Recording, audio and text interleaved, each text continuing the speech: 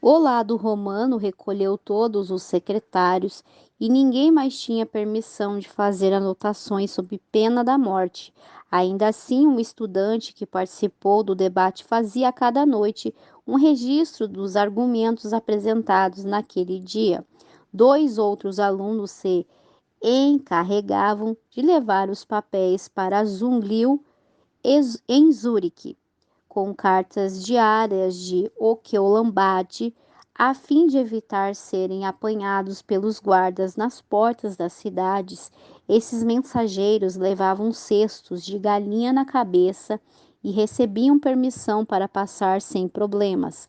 Miconius conta que Zunglio labutou mais com pensamentos profundos, noites insones e conselhos que transmitia para Baden do que o teria feito caso estivesse debatendo pessoalmente cercado por inimigos. Os representantes de Roma chegaram a Baden usando roupas suntuosas e brilhando com suas joias. Comiam com luxo ao redor de mesas repletas de iguarias caras e dos melhores vinhos, e em constante os reformadores se alimentavam de comida simples e barata que não os mantinha por muito tempo à mesa. O estalajadeiro de Oqueulampade às vezes o espreitava em seu quarto. Como sempre o encontrava estudando ou orando, relatou que o herege era pelo menos muito piedoso. Na conferência é que subiu com arrogância a um púlpito de esplendida decoração, ao passo que o humilde Oqueolopade, pobremente vestido, foi forçado a se assentar em frente a seu adversário em um tamborete simples de madeira. A voz alta de Eck e sua certeza sem limites nunca o deixaram. Por defender a crença da igreja, seria recompensado com uma alta soma de dinheiro. Quando não tinha bons argumentos, recorria a insultos e até a xingamentos. Ou que o Lampade, modesto e desconfiado de si mesmo, não apreciava o combate. No entanto, embora fosse de conduta gentil e cortes, provou ser capaz e inabalável, apegou-se com firmeza às escrituras, afirmou: o costume não tem força nenhuma em nossa Suíça, a menos que concorde com a Constituição. Em questões de fé, a Bíblia é nossa Constituição. O raciocínio calmo e claro do reformador, apresentado com tamanha gentileza de modéstia, apelou às mentes que se incomodaram com as declarações jactanciosas de Eck. A discussão prosseguiu por 18 dias. Os representantes de Roma alegaram vitória. A maioria dos delegados tomou o partido de Roma. O concílio então pronunciou que os reformadores foram derrotados e declarou que Zúnglio e seus companheiros deveriam ser excomungados da igreja. Mas a disputa resultou em nova energia para a causa protestante. Não muito tempo depois, as importantes cidades de Berna e Basileia se declararam em prol da reforma. Capítulo 10. Alemanha. O desaparecimento misterioso de Lutero incomodou toda a Alemanha. Rumores absurdos circulavam e muitos acreditavam que ele tinha sido assassinado. Houve grande luto e muitos fizeram o voto solene de vingar sua morte. A princípio, os inimigos de Lutero se regozijaram com sua suposta morte, mas se encheram de temor quando descobriram que ele estava cativo. Um deles afirmou: a única maneira que nos resta de nos salvarmos é acendendo tochas para caçar Lutero pelo mundo inteiro, restaurando-o à nação que clama por ele. A notícia de que ele estava a salvo, embora prisioneiro, acalmou o povo que lia seus escritos com interesse maior do que nunca antes. Um número cada vez maior de pessoas tomou o partido do homem heróico que tinha defendido a palavra de Deus. A semente que Lutero havia semeado se espalhou por toda parte. Sua ausência realizou uma obra que sua presença não tinha conseguido realizar. No momento em que o grande líder estava ausente, outros obreiros deram um passo à frente para que o trabalho iniciado com tamanha nobreza não se detivesse. Satanás tentava enganar e destruir o povo, apresentando uma contrafação no lugar da obra verdadeira. Assim como surgiram falsos cristos no primeiro século, apareceram falsos profetas no século XVI. Alguns homens imaginavam que havia recebido revelações especiais do céu e que Deus os havia incumbido de levar adiante a reforma a qual, segundo alegavam, Lutero tinha começado muito fracamente. Na verdade, eles estavam desfazendo a obra que o reformador tinha realizado. Rejeitaram o princípio da reforma de que a palavra de Deus é a única regra de fé e prática. Em lugar desse guia infalível, eles substituíram a Bíblia pelo padrão incerto dos próprios sentimentos e de suas impressões pessoais. As pessoas naturalmente inclinadas ao fanatismo se aliaram a eles. Os atos dos extremistas despertaram forte comoção. Lutero havia levado o povo a sentir a necessidade de se reformar, e alguns indivíduos honestos de verdade foram desencaminhados pelas falsas alegações dos novos profetas. Os líderes do movimento se aproximaram de Melanchthon, dizendo: Deus nos enviou para instruir o povo. Conversamos diretamente com o Senhor, sabemos o que irá acontecer. Em suma, somos apóstolos e profetas e apelamos ao doutor Lutero. Os reformadores ficaram perplexos. Melanchthon disse: de fato há espíritos extraordinários nesses homens. Mas que espírito? De um lado, vamos tomar cuidado para não apagar o Espírito de Deus. Em contrapartida, não podemos permitir que sejamos enganados pelo espírito de Satanás. Consequências visíveis. Os falsos profetas levaram o povo a negligenciar a Bíblia ou a deixá-la completamente de lado. Os alunos, deixando de lado toda moderação, largaram os estudos e saíram da universidade. Os homens que, na opinião deles, eram aptos para reavivar e controlar a obra da reforma, só conseguiram levá-los quase que à ruína. Os apoiadores de Roma voltaram a sentir-se confiantes e exclamaram em tom de triunfo: só mais uma batalha e tudo será nosso. Nosso castelo de Altiburgue.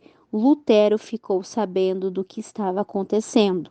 Disse com profunda preocupação: sempre esperava que Satanás nos enviaria essa praga. Com profunda preocupação, sempre esperava. Reconheceu o verdadeiro caráter daqueles falsos profetas. A oposição do Papa e do Imperador não acusou tanta perplexidade e aflição quanto esses acontecimentos. Os supostos amigos da Reforma haviam se transformado em seus piores inimigos, despertando contendas e causando confusão. O Espírito de Deus havia impulsionado Lutero adiante e o levado além de si mesmo. Mesmo assim, muitas vezes ele tremia diante das consequências que sua obra poderia ter. Se eu soubesse que minhas doutrinas prejudicariam uma pessoa apenas, uma por mais humilde e desconhecida, o que é impossível, já que se trata do próprio Evangelho, eu preferia 10 vezes morrer a não me retratar das mesmas. Wittenberg estava sucumbindo sob o poder do fanatismo e da falta de lei. por toda a Alemanha. Os inimigos de Lutero o culpavam por isso em amarga angústia. Ele indagou: será este então o fim da grande obra da reforma? Mas enquanto lutava com Deus em oração, a paz inundou seu coração. A obra não é minha, mas tua, disse. No entanto, determinou-se a voltar para Interberg. Ele havia sido condenado pelo império, seus inimigos estavam livres para matá-los e seus amigos eram proibidos de abriagá-los. Mas quando viu que a obra do evangelho estava em perigo, saiu destemidamente em nome do Senhor para batalhar em prol da verdade. Em uma carta ao leitor, Lutero escreveu: vou para Interberg sob uma proteção muito superior à estendida por príncipes e eleitores. Não peço o apoio de Sua Alteza e, longe de desejar sua proteção, prefiro protegê-lo de mim. Não há espada que possa ajudar essa causa a prosseguir. Deus deve fazer tudo sozinho. Em uma segunda carta, Lutero acrescentou: estou pronto para receber o desprazer de Sua Alteza e a ira do mundo inteiro. Os habitantes de Interberg não são meu rebanho, e se necessário, não devo eu me expor ao perigo de morte por causa deles? Um poder de ordem superior. Logo se espalhou por Interberg a notícia de que Lutero havia voltado e iria pregar. A igreja ficou lotada. Com grande sabedoria e gentileza, ele instruiu e reprovou a liturgia da missa é má. Deus se opõe a ele e deve ser abolida, mas não devemos afastar ninguém dela à força. A palavra de Deus deve agir, não nós. Temos o direito de falar, não de agir. Preguemos o resto, pertence a Deus. Se eu recorresse à força, o que ganharia? Deus toma posse do coração e, quando conquista, ganha tudo. Eu pregarei, debaterei e escreverei, mas não forçarei ninguém, pois a fé é um ato voluntário. Eu me levantei contra o Papa, as indulgências e contra aqueles que apoiavam o papado, mas sem violência nem tumulto. Coloquei em evidência a palavra de Deus, preguei e escrevi. Foi só isso que eu fiz. Ainda assim, enquanto eu dormia, a palavra que eu havia pregado subverteu o sistema papal de tal modo que nenhum príncipe ou imperador lhe causou tanto dano assim. Contudo, eu não fiz nada. Foi a palavra sozinha que fez tudo. A palavra de Deus quebrou o encantamento da empolgação fanática. O Evangelho trouxe pessoas desencaminhadas de volta à verdade. Vários anos depois, o fanatismo corrompeu com resultados mais terríveis. Lutero disse: para eles as sagradas escrituras não passam de letras mortas e começam a clamar: ó Espírito, mas de maneira nenhuma seguirei aonde o Espírito deles conduz. Thomas Multizer, o mais ativo dentre os fanáticos, era um homem de habilidade considerável, mas não havia aprendido a verdadeira religião. Era tomado pelo desejo de reformar o mundo e se esqueceu, assim como acontece com todos os fanáticos, de que a reforma deveria começar com ele próprio. Não estava disposto a ser o segundo, nem mesmo em relação a Lutero. Alegava que o próprio Deus lhe ordenará que introduzisse a verdadeira reforma. Aquele que possui o Espírito possui a verdadeira fé, mesmo que nunca veja as Escrituras nesta vida. Os mestres fanáticos se permitiam ser governados por impressões, aceitando qualquer pensamento e impulso como a voz de Deus. Milhares de pessoas aceitaram as doutrinas de Multizer. Logo ele declarou que quem obedecia a príncipes e estava tentando servir tanto a Deus quanto a Satanás. Os ensinos revolucionários de Multizer levavam as pessoas a romper com toda forma de controle. Seguiram-se cenas terríveis de conflito e os campos da Alemanha se encharcaram de sangue. Agonia profunda. Os príncipes favoráveis ao Papa declaravam que a rebelião era fruto das doutrinas de Lutero. Essa acusação trouxe grande aflição ao reformador ao ver que a causa da verdade era motivo de desgraça por ser classificada com o pior tipo de fanatismo. Em contrapartida, os líderes da revolta odiavam Lutero, além de ter negado suas reivindicações de inspiração divina. O reformador o chamará de rebeldes contra as autoridades civis. Em retaliação, eles o denunciaram como um impostor. O impostor. Os apoiadores de Roma esperavam ver a queda da reforma e culpavam Lutero até mesmo pelos erros que ele tentava fervorosamente corrigir. Os fanáticos, alegando facilmente que estavam sendo tratados com injustiça, ganharam simpatia. As pessoas começaram a vê-los como mártires. Dessa maneira, aqueles que se opunham à reforma recebiam simpatia e louvor.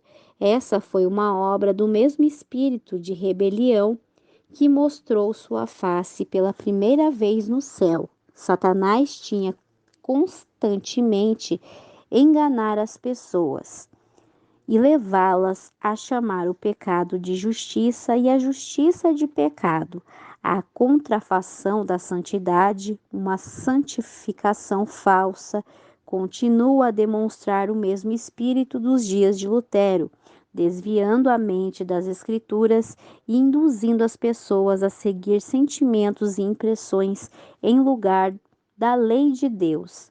Destemido, Lutero defendeu o evangelho dos ataques que vinha sofrendo.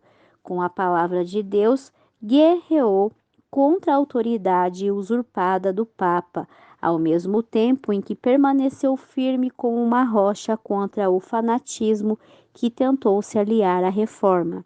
Esses dois elementos de oposição deixavam as sagradas escrituras de lado, exaltando a sabedoria humana como fonte de verdade.